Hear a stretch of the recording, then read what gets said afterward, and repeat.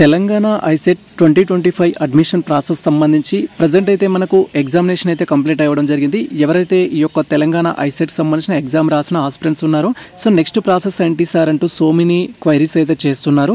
And మనకు comment సెక్షన్లో కూడా డిఫరెంట్ కామెంట్స్ అయితే చేయడం జరిగింది. సో ఈ వీడియోలో ఐసెట్ ఎగ్జామ్ రాసిన ఆస్పిరెంట్స్కి నెక్స్ట్ అప్డేట్స్ ఏంటి అండ్ మీరు తెలుసుకోవాల్సిన ఇన్ఫర్మేషన్ ఏంటి అనే టాపిక్ గురించి ఈ వీడియోలో డీటెయిల్గా అయితే తెలుసుకుందాం. ఎస్పెషల్లీ నేను అబ్జర్వ్ చేసిన కామెంట్స్ ఏంటంటే సార్ మనకు సంబంధించిన ఆన్సర్కి ఎప్పుడు రిలీజ్ చేస్తారు, దానికి సంబంధించి ఒక అప్డేట్ ఇవ్వండి. అండ్ అదేవిధంగా మనకు సంబంధించిన ర్యాంక్ కార్డ్ ఎప్పుడు రిలీజ్ చేస్తారు, దానికి సంబంధించిన ఒక అప్డేట్ ఇవ్వండి అన్నారు. అండ్ ఒక ఆస్పిరెంట్స్ వచ్చేసి సార్ నేను ఎగ్జామ్ సరిగా రాయలేదు, సో నాకు ఎన్ని మార్క్స్ వస్తే ఐసెట్లో సీట్ రావడం ఛాన్స్ ఉంటుంది, నేను ఓసీ కేటగిరీ స్టూడెంట్ని లేదా నేను బీసీ కేటగిరీ స్టూడెంట్ని అంటూ కామెంట్ చేయడం జరిగింది. అండ్ అదేవిధంగా కొంతమంది ఆస్పిరెంట్స్ వచ్చేసి సార్ సర్టిఫికేట్ వెరిఫికేషన్ కోసం ఏ డాక్యుమెంట్స్ రెడీ చేసుకోవాలి, వాటికి సంబంధించి కూడా ఒక అప్డేట్ ఇవ్వండి అంటూ so many aspirants multiple comments అయితే చేయడం జరిగింది. సో మేము అక్కడ కామెంట్స్కి రిప్లై ఇవ్వలేకపోయాం, అందుకే ఈ వీడియోలో ఆ టాపిక్ సంబంధించి మనం డీటెయిల్గా అయితే తెలుసుకుందాం. Welcome to the masters education, నేను మీ సత్య. సో ప్రజెంట్ మీకు సంబంధించిన క్వైరీస్ ఏవైతే ఉన్నాయో ఆ క్వైరీస్ గురించి మనం డీటెయిల్గా అయితే తెలుసుకుందాం. సో ఇక్కడ మీరు క్లియర్గా అబ్జర్వ్ చేసినట్టయితే సో మనకు ఐసెట్కి సంబంధించిన ఎగ్జామినేషన్ అనేది తెలంగాణలో ఉన్న డిఫరెంట్ యూనివర్సిటీస్లలో మనం జాయిన్ అవ్వడం కోసం, ఎంబీఏలో కానీ ఎంసీఏలో కానీ జాయిన్ అవ్వడం కోసం ఈ యొక్క ఐసెట్ ఎగ్జామినేషన్ అయితే కండక్ట్ చేయడం జరిగింది. సో ఐసెట్ ఎగ్జామ్ వచ్చేసి మనకు 8th జూన్ అండ్ అదేవిధంగా 9th జూన్లో అయితే కండక్ట్ చేయడం జరిగింది. సో 8th జూన్ 9th జూన్లో టోటల్గా టూ సెషన్స్లో అయితే ఎగ్జామ్ కండక్ట్ చేయడం జరిగింది. టోటల్గా 4 సెషన్లో మనకు సంబంధించిన ఐసెట్ ఎగ్జామినేషన్ అయితే కండక్ట్ చేయడం జరిగింది. ఎవరైతే ఈ ఐసెట్కి సంబంధించిన ఎగ్జామ్ రాసిన ఆస్పిరెంట్స్ ఉన్నారో సో మనకు సంబంధించిన నెక్స్ట్ అప్డేట్ ఏంటి అంటే ఆన్సర్ కీ అయితే రిలీజ్ చేస్తారు. That is Telangana ICET 2025 exam సంబంధించిన ఆన్సర్ కీ అనేది రిలీజ్ చేస్తారు. దాంతోపాటు క్యాండిడేట్ యొక్క రెస్పాన్స్ షీట్ కూడా రిలీజ్ చేయడం జరుగుతుంది. సో అది ఏ డేట్లో వస్తుంది అంటే యాజ్ పర్ స్కెడ్యూల్ ప్రకారం మనకి ఇచ్చిన స్కెడ్యూల్ ప్రకారం 21st జూన్ 2025 తెలంగాణ ఐసెట్కి సంబంధించిన ఆన్సర్ కీతో పాటు క్యాండిడేట్ ఒక రెస్పాన్స్ షీట్ అయితే రిలీజ్ చేస్తారు. అండ్ ఫస్ట్ ఆన్సర్ కీ వల్ల మనకి బెనిఫిట్ ఏంటి సార్ అంటే ఐసెట్ ఎగ్జామినేషన్కి సంబంధించి మీరు ఏ సెషన్లో అయితే ఎగ్జామ్ రాయడం జరిగిందో ఆ సెషన్కి సంబంధించి ఏ క్వశ్చన్కు ఏ ఆన్సర్ కరెక్ట్ అనేది అయితే మీకు తెలుస్తుంది. అది కీలో మనకు డీటెయిల్గా అయితే మెన్షన్ చేస్తారు. అండ్ రెస్పాన్స్ షీట్ అంటే ఏంటి సార్ అని మీరు క్వైరీ చేసినట్టయితే సో రెస్పాన్స్ షీట్ అనేది క్యాండిడేట్ యొక్క క్వశ్చన్ పేపర్ని ఇక్కడ రెస్పాన్స్ షీట్ అనేది అంటాము. మనం ఐసెట్ ఎగ్జామినేషన్ అనేది కంప్యూటర్ సెంటర్ నెట్ సెంటర్లో కూర్చొని దట్ ఈస్ మీకు అలర్ట్ చేయబడిన సెంటర్లో కూర్చొని మీరు ఎగ్జామ్ రాసేటప్పుడు ఏ క్వశ్చన్కు మీరు ఏ ఆప్షన్ పెట్టారు అనే దాంతోపాటు కీ ప్రకారం కరెక్ట్ ఆన్సర్ ఏంటి అనేది రెస్పాన్స్ షీట్లో అయితే తెలుస్తుంది. సో దాని ద్వారా మనకు ఈ యొక్క రెస్పాన్స్ షీట్ని డౌన్లోడ్ చేసుకున్నట్టయితే మీకు ఐసెట్లో ఎన్ని మార్క్స్ వచ్చాయనేది తెలుసుకోవచ్చు. సో ఇవి మనకు బెనిఫిట్స్ అనమాట. సో ఈ యొక్క రెస్పాన్స్ షీట్ అనేది మనకు 21st జూన్ 2025 రిలీజ్ చేస్తున్నారు. వన్స్ వాళ్ళు రిలీజ్ చేసిన తర్వాత దాన్ని ఉపయోగించుకొని మీకు ఐసెట్ ఎగ్జామ్లో ఎన్ని మార్క్స్ వచ్చాయనేది ఎస్టిమేషన్ చేయొచ్చు. టోటల్గా 200కి గాను మీకు ఎన్ని మార్క్స్ వచ్చాయనేది మనకు ఎప్పుడు తెలుస్తుంది అంటే 21st జూన్ 2025 అయితే తెలుస్తుంది. అండ్ నెక్స్ట్ టాపిక్ వచ్చేసి సార్ ఐసెట్కి సంబంధించిన ఫైనల్ రిజల్ట్ ఎప్పుడు డిక్లేర్ చేస్తారు. అండ్ ఇప్పుడే మాకు డిగ్రీకి సంబంధించిన ఎగ్జామ్స్ అయిపోయాయి, ఒకవేళ డిగ్రీ ఎగ్జామ్స్ అయిపోయిన తర్వాత ఐసెట్ ఎగ్జామ్ రిజల్ట్ చేస్తే మాకు సర్టిఫికేట్స్ రావు కదా, కొన్ని ప్రాబ్లమ్స్ ఉంటాయి, ఇలా కొన్ని క్వైరీస్ చేస్తున్నారు స్టూడెంట్స్ అయితే. ఎనీవే ఐసెట్కి సంబంధించిన ఫైనల్ రిజల్ట్ ఎప్పుడు వస్తుంది అంటే యాజ్ పర్ స్కెడ్యూల్ ప్రకారం మనకు ఐసెట్కి సంబంధించిన ఫైనల్ రిజల్ట్ కావచ్చు, మీకు స్టేట్ వ్యాప్తంగా ఐసెట్ ఎగ్జామ్ రాసినందుకు మీ ర్యాంక్ ఎంత వచ్చిందని తెలుసుకోవడానికి అయితే మనం 7th జూలై 2025 వరకు అయితే వెయిట్ చేయాల్సి ఉంటుంది. ఇది మనకు official update as per ICET website నుంచి మనం తీసుకున్నది. సో ఈ యొక్క ఐసెట్కి సంబంధించిన ఎగ్జామినేషన్ యొక్క ఫైనల్ రిజల్ట్ వచ్చేసి మనకు 7th జూలై 2025 అయితే రిలీజ్ చేస్తారు. అండ్ ఈ రిజల్ట్ వల్ల మనకి ఏం తెలుస్తుంది అంటే మీకు ఫైనల్ రిజల్ట్ అనేది తెలుస్తుంది ఆ రోజులో. సో మీకు ఐసెట్ ఎగ్జామ్లో ఎన్ని మార్క్స్ వచ్చాయి అండ్ టోటల్గా మీ ర్యాంక్ ఎంత అనేది అయితే తెలుస్తుంది. దాంతోపాటు సో మీకు ర్యాంకును బట్టి యూనివర్సిటీస్ అయితే ఎస్టిమేషన్ చేసుకోవచ్చు, మనం ఏ కాలేజ్లో సీట్ రావడం ఛాన్స్ ఉంటుంది అనే అప్డేట్ గురించి కూడా మనం డీటెయిల్గా అయితే మాట్లాడుకోవచ్చు వన్స్ మనకు సంబంధించిన ర్యాంక్ అనేది రిలీజ్ చేస్తే. ఫర్దర్గా ఈ టాపిక్ గురించి మనం డీటెయిల్గా అయితే తెలుసుకుందాం. అండ్ సో ఐసెట్ ఎగ్జామ్ రాసిన ప్రతి ఆస్పిరెంట్స్కి డౌట్ ఉండేది ఏంటంటే సార్ నేను ఐసెట్ ఎగ్జామ్ సరిగా రాయలేదు లేదా నేను బెటర్గా రాశాను బట్ క్వాలిఫైడ్ మార్క్స్ ఎన్ని అంటే క్వైరీ చేస్తుంటారు, లైక్ ఓసీ కానీ బీసీ కానీ ఎస్సీ కానీ ఎస్టీ కానీ. సో మన యొక్క కామెంట్ సెక్షన్లో ఎస్పెషల్లీ ఐసెట్ క్వాలిఫైడ్ మార్క్స్ గురించి డిఫరెంట్ కామెంట్స్ అయితే చేయడం జరిగింది. సో ఇక్కడ మనం డీటెయిల్గా తెలుసుకుందాం. సో ఈ కేటగిరీ వచ్చేసి 2 కేటగిరీస్ అయితే డివైడ్ చేయడం జరిగింది. ఓసీ బీసీ వచ్చేసి ఒక కేటగిరీ, ఎస్సీ ఎస్టీ వచ్చేసి మరొక కేటగిరీ కింద అయితే డివైడ్ చేయొచ్చు క్వాలిఫైడ్ మార్క్స్ సంబంధించి.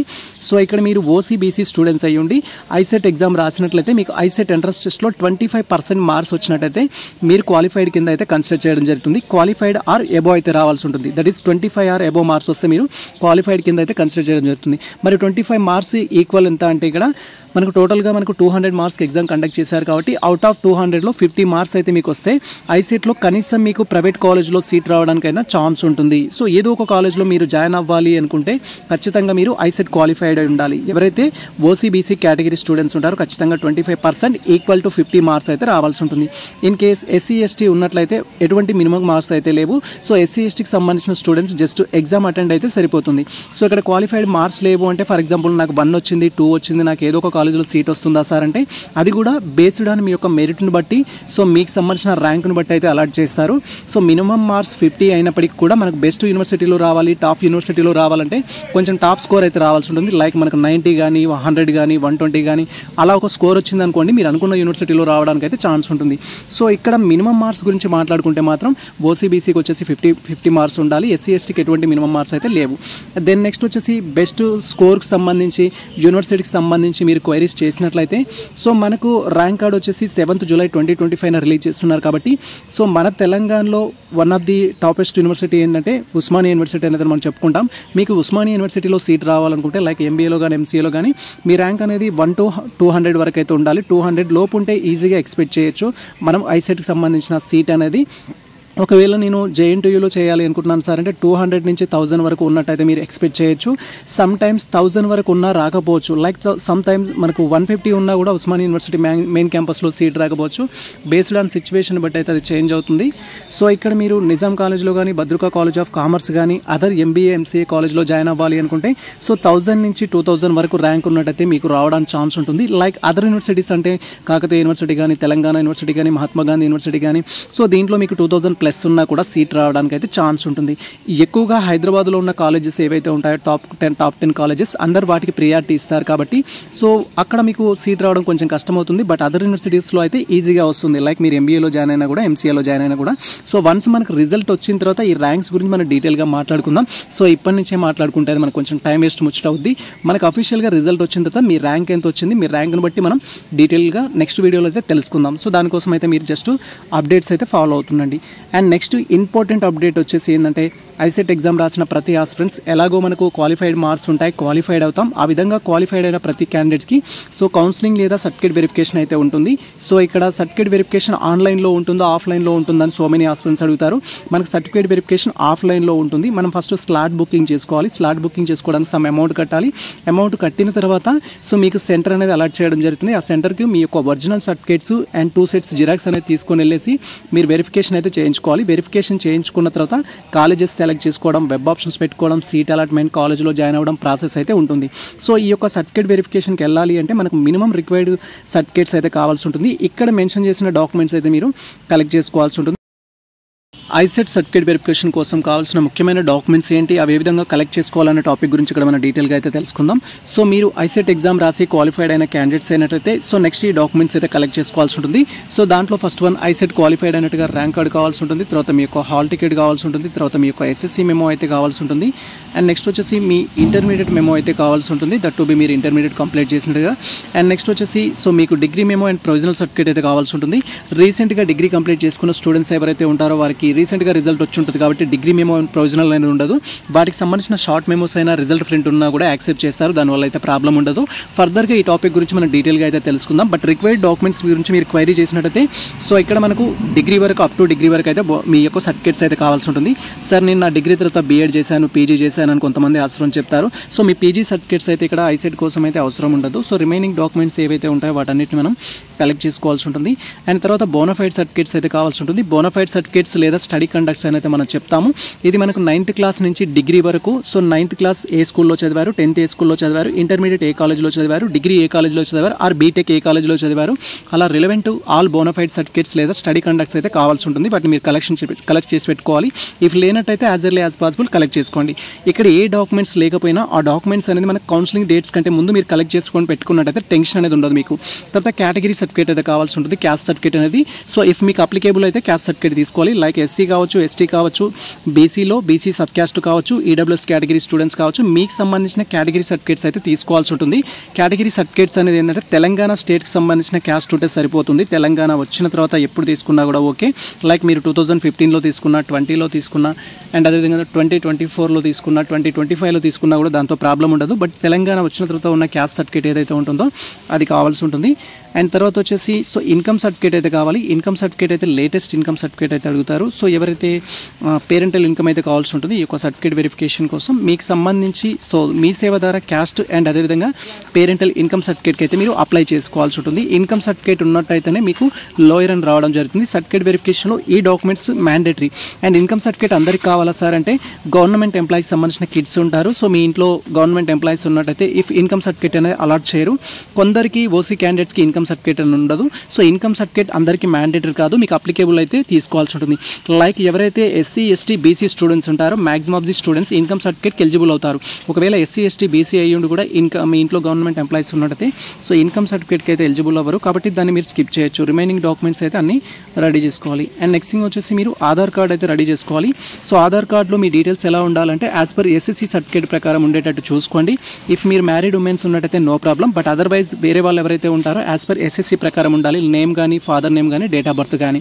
అండ్ అదేవిధంగా ఈ డాక్యుమెంట్స్ అందరికీ మ్యాండేటరీ బేస్డ్ ఆన్ మీకు అప్లికేబిలిటీ బట్టి. ఇఫ్ మీరు స్పెషల్ కేటగిరీ స్టూడెంట్స్ అయినట్టయితే లైక్ ఎన్సీసీ కానీ, క్యాప్ కానీ, persons with disability relevant certificates ఉన్నట్టయితే సో ఆ సర్టిఫికేట్స్ కూడా కలెక్ట్ చేసి పెట్టుకోండి. అది కూడా కౌన్సిలింగ్లో అయితే మనకు ఆప్షన్ అయితే ఉంటుంది. ఆ కేటగిరీలో మీకు సీట్ అలాట్ చేయడానికి అయితే అవకాశం ఉంటుంది. ఇవి మనకు కావాల్సిన డాక్యుమెంట్స్ అయితే. అండ్ ఇవి కాకుండా సో మీరు మీ యొక్క ఇంటర్మీడియట్ కానీ, ఎస్ఎస్సి కానీ, 10th క్లాస్ ఆర్ డిగ్రీ ఇలా ఏదైనా సరే మీరు ఓపెన్ స్కూల్లో కానీ, ఓపెన్ కాలేజ్లో కానీ స్టడీ చేసినట్టయితే మీకు బోనఫైడ్స్ ఇవ్వరు. ఫర్ ఎగ్జాంపుల్ నేను అంబేద్కర్ ఓపెన్ యూనివర్సిటీలో డిగ్రీ చేశాను సార్ అంటూ కొంతమంది అంటారు, లేదా ఓపెన్ ఇంటర్మీడియట్ చేశాను సార్ అంటారు, ఓపెన్ స్కూల్లో 10th చేశాను సార్ అంటారు. అలాంటి వారికి బోనఫైడ్ సర్టిఫికేట్స్ లేదా స్టడీ కండక్ట్స్ అయితే ఇవ్వరు. స్టడీ కండక్ట్స్ లేకపోతే మీరు రెసిడెన్షియల్ సర్టిఫికేట్ అయితే తీసుకోవాలి. రెసిడెన్షియల్ సర్టిఫికేట్ కూడా మీ సేవ ద్వారా అప్లై చేసుకోవాలి. ఇక్కడ మీ సేవ ద్వారా అప్లై చేసేది ఏమేమి ఉన్నాయంటే 1 ఇన్కమ్, 2 క్యాస్ట్, 3 రెసిడెన్షియల్. ఎవరైతే ఓపెన్ స్కూల్లో స్టడీ చేసిన వాళ్ళు ఉంటారో, ఓపెన్ కాలేజీలో స్టడీ చేసిన వాళ్ళు ఉంటారో వారు ఖచ్చితంగా రెసిడెన్షియల్ సర్టిఫికేట్ తీసుకోవాలి. ఇప్పటి వరకు మనం మెన్షన్ చేసిన ఈచ్ అండ్ ఎవ్రీ డాక్యుమెంట్ ఏదైతే ఉంటుందో 2 సెట్స్ జిరాక్స్ అయితే తీసుకోవాల్సి ఉంటుంది. ఇవి మనకు మ్యాండేటరీగా సర్టిఫికేట్ వెరిఫికేషన్ కోసం అయితే తీసుకెళ్లాల్సి ఉంటుంది. అండ్ దెన్ ఇక్కడ వచ్చేసి ట్రాన్స్ఫర్ సర్టిఫికేట్, టీసీ గురించి సో మెనీ ఆస్పిరెంట్స్ కామెంట్ సెక్షన్లో కామెంట్ చేస్తారు. టీసీ అనేది not mandatory for counselling. So ఇక్కడ క్లియర్గా చెప్తున్నాను, టీసీ అనేది కౌన్సిలింగ్ కోసం అవసరం లేదు. ఎవరైనా మీకు చెప్పినా కూడా మీరు దాని గురించి టెన్షన్ పడకండి. టీసీ ఎప్పుడు కావాల్సి ఉంటుందంటే మీకు సీట్ అలాట్ అయిన తర్వాత, లైక్ ఎంబీఏ కానీ, ఎంసీఏ కానీ ఏదో ఒక కాలేజ్లో సీట్ అలాట్ అయిన తర్వాత మీరు కాలేజ్లో జాయిన్ అయ్యేటప్పుడు టీసీ అయితే అడుగుతారు. ఆ టైం వరకు మీరు టీసీ తీసుకుంటే సరిపోతుంది. సో ఇప్పుడు మీరు టెన్షన్ పడాల్సిన అవసరం లేదు టీసీ విషయంలో. రిమైనింగ్ ఆల్ డాక్యుమెంట్స్ అయితే కలెక్ట్ చేసుకోండి. అండ్ ఈ యొక్క ఐసెట్కి సంబంధించి ఫర్దర్ ఎటువంటి డౌట్స్ ఉన్నా కూడా మీరు మన ఛానల్ని ఫాలో అయినట్టయితే ఈచ్ అండ్ ఎవ్రీ అప్డేట్స్ అయితే మేము అందిస్తాము. లైక్ టాప్ మోస్ట్ కాలేజెస్ సంబంధించి వెబ్ ఆప్షన్స్ ఏ విధంగా పెట్టుకోవాలి, కౌన్సిలింగ్కి ఏ విధంగా వెళ్ళాలి, అండ్ కాలేజ్లో జాయిన్ అయిన తర్వాత ఎలాంటి అమౌంట్ ఉంటుంది. సో ఇలా డిఫరెంట్ టాపిక్స్ సంబంధించి సో మెనీ డౌట్స్ అయితే ఉంటాయి మీకు ఐసెట్ విషయంలో. లైక్ మీరు ఎంసీఏ కానీ, ఎంబీఏ కానీ. So each and every updates గురించి అయితే మనం డీటెయిల్గా అయితే మాట్లాడుకుందాం. ఇది ప్రజెంట్ మనకు సంబంధించిన అప్డేట్ అయితే. సో ఈ ఇన్ఫర్మేషన్ మీకు నచ్చినట్లయితే మన వీడియో లైక్ చేయండి, మన ఛానల్ని సబ్స్క్రైబ్ చేసుకోండి. ఇలాంటి లేటెస్ట్ అప్డేట్స్ కోసం మన ఛానల్ని ఫాలో అవుతుండే కుదిరితే మిత్రులకు షేర్ చేయండి. All the best all. Thank you for watching this video.